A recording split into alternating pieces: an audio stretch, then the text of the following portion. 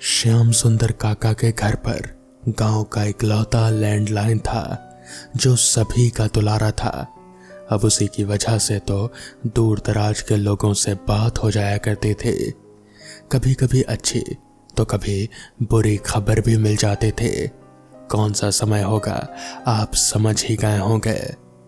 शाम के 5 बजे हैं और श्याम सुंदर काका के घर का फोन बज रहा है। फोन की आवाज इतनी ऊंची थी कि लगभग गांव के सभी लोगों को सुनाई देती थी। उन्होंने रखवाया भी खुले में ही था ताकि जैसे ही घंटी की आवाज बजे जिनके परिवार से लोग दूर हैं तैयार हो जाएं बात करने के लिए।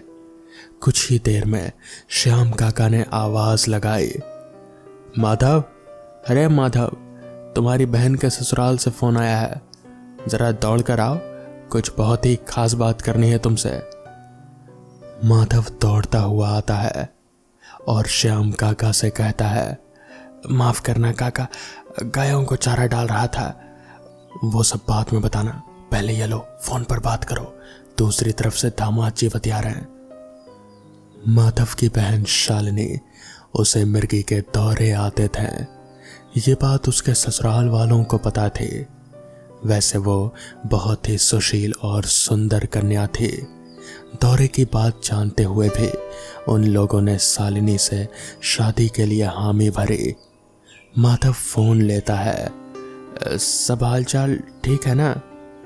सामने से आवाज आती है, हाँ यहाँ तो सब कुशल है, पर शालिनी को कल रात एक बार दौरा आया। वो कह रही थी कि उसकी कोई दवाई वहाँ अलमारी में पड़ी हुई है, तो आप उसे फौरन लेकर आ सकते हैं क्या? अरे बाप रे, विदाई के समय में तो इस बात का ख्याल ही नहीं रहा। कोई बात नहीं, मैं अभी निकलता हूँ, रात के 7 बजे तक आपके पास पहुँच ही जाऊँगा। दूसरी ओर से दामाद जी की आवाज़ आती है, अरे कोई नहीं, इतनी भी जल्दी नहीं है, आप आराम से कल सुबह निकलिएगा। जी जैसा आप कहें, माधव ने कहा। माधव ने कह तो दिया कि वो कल सुबह आएगा, पर उसका जी नहीं मान रहा था। घर पर सबने कहा कि सुबह चले जाना, इतनी भी क्या घबराहट है। दामाद जी ने कहा ना कि वो संभाल लेंगे, पर नहीं। माधव ने रात का खाना 8 बजे खत्म किया। कुछ सामान जुटाने लगा। उसे शालिनी के घर लेकर जाना था। एक झोले में भरा, साथ में उसकी दवाइयाँ भी रख ली और फिर सोचने लगा कि अगर मैं अभी निकल जाता हूँ तो भी रात के 12 साढ़े 12 बजे तक पहुँच ही जाऊँगा। घर में सब मना कर रहे हैं, पर माधव किसी की भी सुनने को तैयार नहीं था। उसने साइकिल उठाई, झोला टांगा और निकल गया। हाईवे से होकर वो जा रहा था। घर से निकलते ही उसे 9:30-10 बज चुके थे। वो साइकिल की पैडल मारते हुए अपने झोले को संभाले जा रहा था। अंधेरा काफी हो चुका था, कुछ भी दिखाई नहीं दे रहा था। गिन चुनकर करीब 15-20 मिनट बाद ही एक गाड़ी आती थी। माधव अपनी ही धुन में बहन से मिलने की खुशी में आगे बढ़े जा रहा था। तभी अचानक उसके साइकिल के दोनों टायर पंचर हो गए। वो गिरते गिरते खुद को संभालते हुए साइकिल से उतरा। उसने देखा कि टायर पंचर हो चुके हैं। दूर दूर तक कोई पंचर की दुकान भी नहीं थे, इसलिए अब साइकिल पकड़ कर चलने लगा। इतने ज्यादा अंधेरे में अकेले चलना बहुत बड़े जिगरे की बात होती है। हाईवे पर आए दिन कोई ना कोई घटना होती ही रहती है। अब उसके मन में अलग अलग ख्याल आने लगे, क्योंकि गांव में अक्सर बातें होती थी। जो लोग दुर्घटना में मर जाते हैं उनकी रूह वहीं आसपास घूमती रहती है। अमावस तो नहीं थे, पर बहुत अंधेरा था। मन ही मन में कुछ बतियाते हुए, कुछ सोचते हुए वो आगे बढ़ने लगा। तभी वहां एक व्यक्ति आया। उसने सामने से पूछा, क्यों भाई, इतनी रात गए कहाँ जा रहे हो? माधव के जान में जान आए कि चलो कोई तो साथी मिला, अब रास्ता कट जाएगा। अब उसका डर खत्म हो गया था। दोनों अपनी बातों में तल्लीन होते हुए आगे बढ़ रहे थे। माधव ने कहा, भाई आप कहाँ रहते हो और आप इतनी रात का कहाँ जा रहे हो? सामने वाले व्यक्ति ने कहा, मेरा गांव तो जलालपुर में है, पर पिछले कई सालों से मैं यहीं रहता हूँ। काम ही कुछ ऐसा है, क्या करूँ? इस पर माधव ने जवाब देते हुए कहा, भाई काम तो राम के बराबर होता है, वो तो करना ही चाहिए, वरना परिवार खाएगा क्या? और माधव ने भी अपनी सारी बातें बता दी कि वो कहाँ जा रहा है, क्यों जा रहा है। इस पर उस आदमी ने पूछा, इतनी रात में निकल गए, तुम्हें डर नहीं लगता क्या? माधव ने सोचा कि अगर सच बताया तो मुझे डरपोक कहकर ये चिढ़ाएगा और मुझ पर हंसेगा भी। झूठ बोलना ही उचित रहेगा। इस पर माधव ने जवाब देते हुए कहा, मैं अपने गांव का सबसे निडर आदमी हूँ। शमशान घाट में अकेले ही चला जाता हूँ। रात को 12 बजे वहाँ से घूम घूम कर चक्कर लगा कर आता हूँ। क्यों भाई, तुम डरते हो क्या? साथ में चलने वाले व्यक्ति ने कहा, नहीं भाई, मैं तो भूतों से कुश्ती कर चुका हूँ। भूतों से क्या डरना। मेरे पिताजी बहुत बड़े पंडित हैं। बड़े बड़े आत्माओं को उन्होंने मुक्ति दिला दी है। वो तो मुझसे ऐसे भी डरते हैं। माधव मन ही मन सोच रहा था, जैसे मैं फेंक रहा हूँ वैसे ये भी फेंक रहा है। पकड़ने के सिवा कोई चारा तो नहीं। रात का राही रास्ता गुजर जाएगा। फिर वो अपने रास्ते में और मैं अपने रास्ते। दूसरे व्यक्ति ने फिर से एक बार पूछा, आप सचमुच नहीं डरते? इस पर माधव ने कहा, अब क्या प्रमाण पत्र दूं इस बात का? नहीं नहीं, मैं नहीं डरता। इस पर दूसरे व्यक्ति ने कहा, तुम्हारी साइकिल पंचर हो गई है क्या? इस पर माधव ने जवाब देते हुए कहा, हाँ भाई, सरकार ने रास्ता तो बहुत अच्छा बनाया, पर बगल का फुटपाथ ऐसे बना दिया कि इतने कंकड़ पत्थर हैं, साइकिल की टायर ही पंचर हो गई। अच्छा लाओ, थोड़ी देर मुझे दो, मैं पकड़ कर चलता हूँ, तुम थक गए होगे। माधव ने उसे अपनी साइकिल पकड़ा दी। दोनों बातें करते करते जा रहे थे। इतने में ही सामने से एक ट्रक आ रहे थे। माधव ने कहा, ये ट्रक की लाइटें भी कितनी तेज होती है ना। उसने जैसे ही बगल में अपनी मुंडी घुमाई तो देखा साइकिल अपने आप ही चल रहे थे और उसे पकड़े हुए व्यक्ति को वो नजर ही नहीं आ रहा था। साइकिल चलाकर पसीने से तरबतर हुआ माधव इतनी गर्मी में भी बर्फ की तरह सुन्न पड़ रहा था। उसके हाथ पैर इतने ठंडे हो गए कि उसे कुछ सूझ ही नहीं रहा था। जैसे ही ट्रक आगे निकल गई, वो इंसान उसे फिर से दिखाई देने लगा। उसने थरथराते होठों के साथ कहा, तुम कौन हो? उस आदमी ने हंसते हुए कहा, 3 साल पहले मेरा यहीं इसी ट्रक के नीचे आकर मौत हो गया था। मुझे नहीं पहचाना? मैं भूत हूं। माधव बेहोश हो गया। अगली सुबह सूरज की किरणों के साथ जब उसे होश आया तो थोड़ा घबरा कर उठा। उसे समझने नहीं आया कि आखिर उस रात हुआ क्या। तो दोस्तों, ये थी आज की पहली कहानी। तो चलिए बढ़ते हैं आज की दूसरी कहानी की ओर। रवि को एक बार एग्जाम देने राजस्थान जाना पड़ा। ऑनलाइन होटल बुक करने पर सिर्फ एक ही होटल में रूम मिल रहा था, एलिना होटल। विचित्र बात थी, उस होटल के कोई रिव्यू नहीं थे। समय की कमी को देखते हुए उसने होटल बुक कर दिया। ट्रेन रात के 11 बजे पहुंची। स्टेशन के बाहर खाना खाने के बाद उसने होटल के लिए रिक्शा या टैक्सी करनी चाहिए। कोई उस रोड पर जाने को तैयार नहीं था। एक रिक्शा वाला तैयार हुआ। देखो, मैं आपको उस होटल से कुछ पहले ही उतार दूंगा, उसके बाद आपको खुद ही जाना होगा। इतने पर बात बन गई। रवि रिक्शा पर बैठ गया। क्या बात है, कोई उस रोड पर जाना नहीं चाहता, सब मना कर रहे हैं। साहब आप नए लगते हैं शहर में, आपको कुछ पता नहीं। क्या पता नहीं? कुछ नहीं। आप उस गली से सीधा जाइए और दाईं तरफ आपका होटल होगा। वो लोग वहां पहुंच चुके थे। रवि होटल में पहुंचा। सुनसान इलाका था। रिसेप्शन पर बैठे एक लड़के ने बोला, आप रवि होंगे जिन्होंने ऑनलाइन बुकिंग की थी? जी हाँ, मैं ही हूँ। अच्छा, आपका रूम नंबर 105 ये रहा। और हाँ, रात में अगर कुछ सुनाई दे तो उठना नहीं बस। कैसे उठेंगे भाई, इतना थके जो है। आपने आईडी वगैरह कुछ नहीं मांगी? कोई ज़रूरत नहीं है क्या? नहीं, काम हो जाएगा इसी से। रवि रूम नंबर 105 में गया। रात के 12 बज चुके थे। तभी वो बिस्तर पर सोने गया। उसने इधर उधर देखा। सुनसान इलाका, कमरे भी ज्यादातर खाली ही थे। जैसे ही वो गहरी नींद में था, अचानक उसे पायल के छनछनाने की आवाज आई।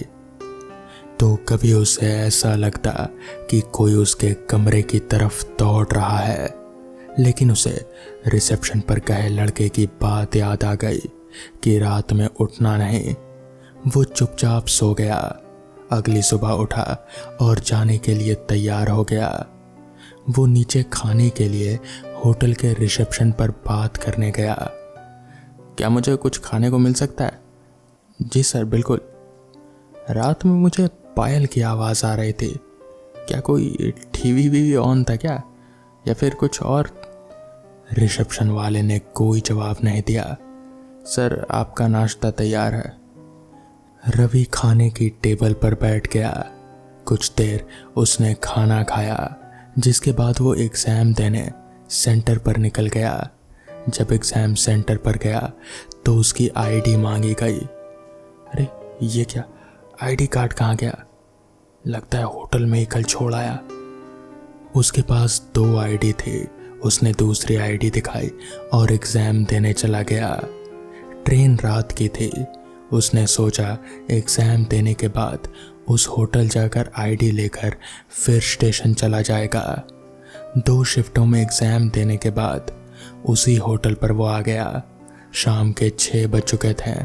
होटल पहुंचते ही उसने रिसेप्शन पर अपनी आईडी मांगी, तो इस पर उस लड़के ने कहा, सर मैं आपको आपके आईडी के बारे में याद दिलाने ही वाला था, ये लीजिए। रवि ने अपनी आईडी ली और उस होटल से निकलने लगा।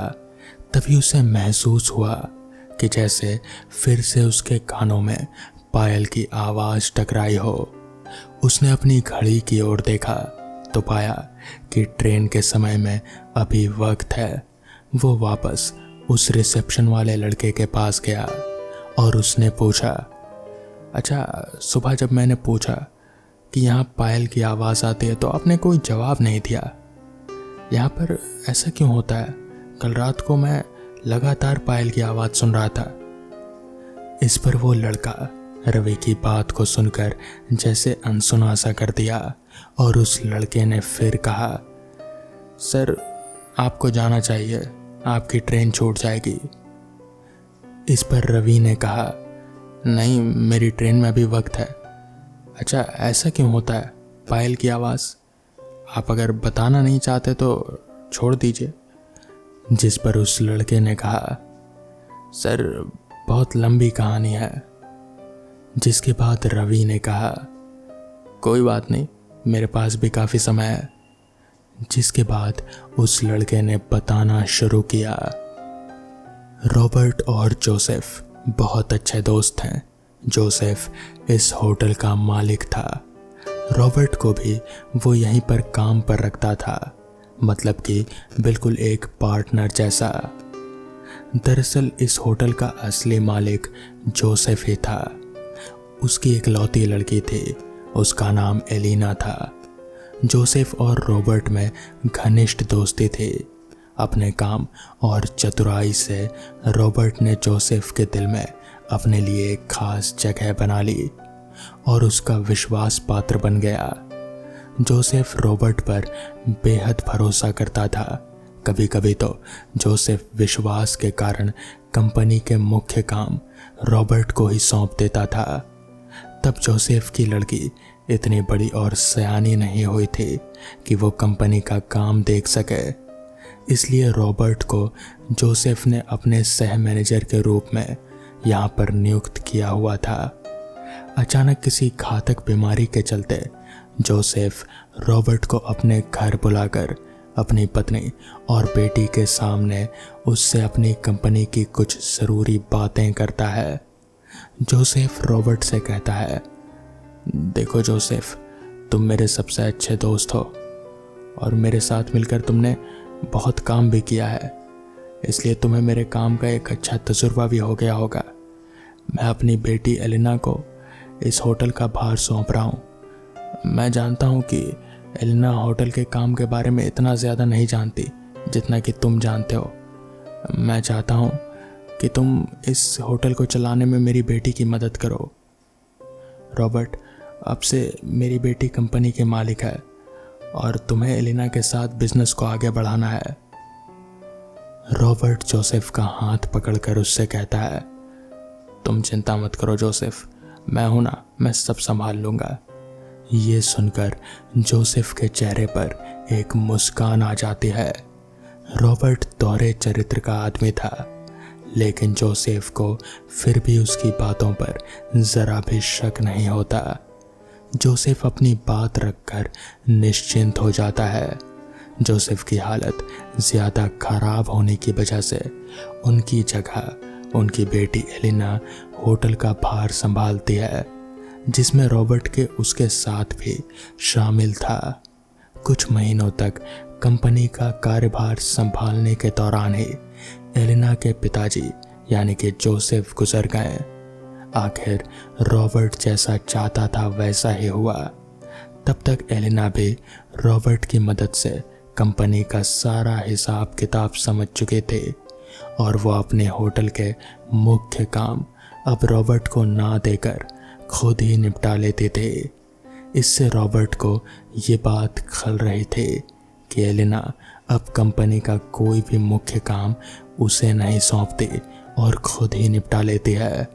मतलब कि वो उसे अब होटल के आधे हिस्से का भागीदार नहीं बनाना चाहती और वो उसे नीचे ही रखना चाहती है, जबकि एलिना ऐसा कुछ भी नहीं सोचती थी।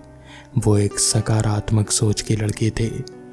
वो होटल के काम ज़्यादा भार किसी और पर नहीं छोड़ना चाहते थे और फिर जो भी काम वो अच्छे से खुद कर सकती है उसे वो दूसरे से क्यों कराए। अपने दोस्त जोसेफ के मरने के बाद रॉबर्ट को उसकी कंपनी हड़पने का लालच आ जाता है। कई दिन गुजर जाते हैं। रॉबर्ट के लालच की लालसा बढ़ती जाती है। फिर एक दिन वही होता है जो होना था। रॉबर्ट एलिना को इसी होटल में बेरहमी से मार डालता है और फिर उसकी लाश को इस होटल के एक दीवार के पीछे चुनवा देता है। हालांकि उसके कई दिनों के बाद रॉबर्ट पुलिस के हाथों पकड़ा जाता है। पुलिस की जांच पड़ताल के दौरान उसने सारा कबूल कबूल लिया और फिर उसे जेल हो गई। मगर कहते हैं कि तभी से इस होटल एलिना में एलिना की आत्मा भटकती रहती है। रिसेप्शन वाले लड़के की पूरी बात सुनकर मुझे समझ आया कि कल रात वो पायल की आवाज़ किसकी थी। जिसके बाद मैंने वहाँ से अपना सामान उठाया और सीधे स्टेशन पहुँचा। ट्रेन पकड़कर अपने घर के लिए रवाना हो गया। तो दोस्तों, ये थी आज की कहानियाँ। अगर आपको ये कहानियाँ पसंद आई हो तो वीडियो को लाइक और चैनल को सब्सक्राइब करना ना भूलें। तो मैं आपका दोस्त आर्यन जल्द ही मिलूँगा आपसे ऐसी ही नई कहानियों के साथ। तब तक के लिए अपना ख्याल रखें।